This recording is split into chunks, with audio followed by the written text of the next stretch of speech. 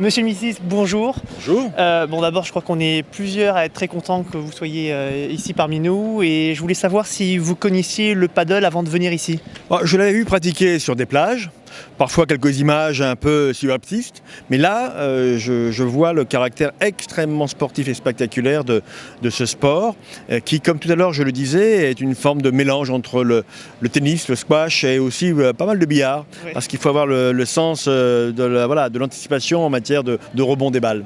C'était la première fois sur un terrain parce qu'on a pu le voir en image, qu'il y avait quelques coups de raquette. On sent que si vous vous y mettez, ça peut faire très mal.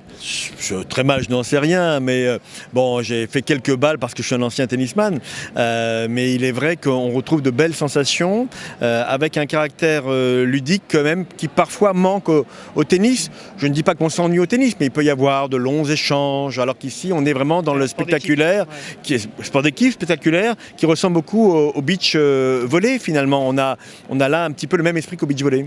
Alors, j'aimerais rebondir sur le beach volley, puis également sur les Jeux Olympiques. Pensez-vous que pour 2024, nous pourrions accueillir ce sport, le paddle, qui compte des millions de pratiquants dans le monde entier? Évidemment, c'est un sport hispanophone. Je pense qu'on peut trouver des alliés comme l'Espagne et l'Argentine.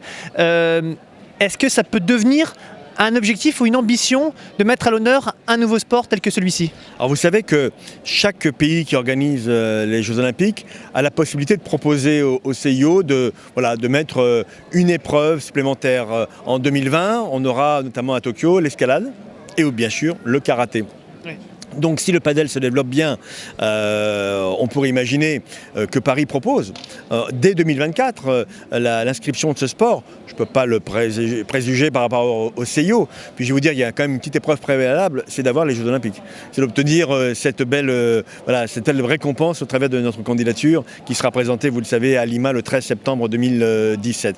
Mais manifestement, le padel, parce que c'est spectaculaire, parce qu'il y a des règles précises, parce qu'il y a ce fun qu'on retrouve dans un sport d'été, plutôt, même si je suppose que c'est pratiqué aussi l'hiver, eh bien, peut être tout à fait un jour éligible. 2024, mais en tout cas dans les années suivantes à coup sûr.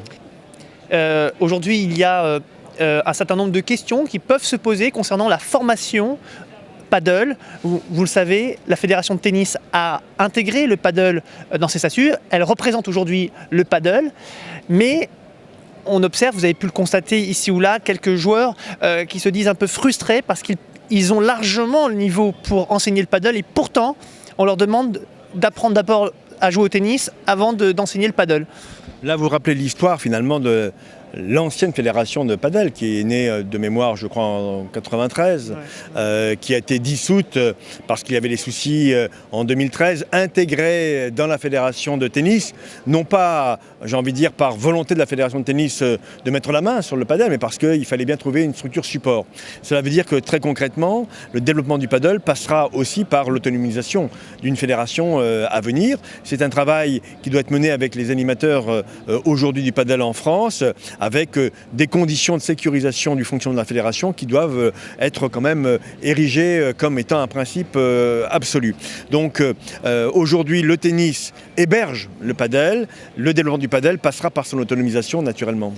Vous pensez donc que le paddle prendra son indépendance et vous pensez que c'est comme ça que ça évoluera? Ce sera en tout cas une des conditions.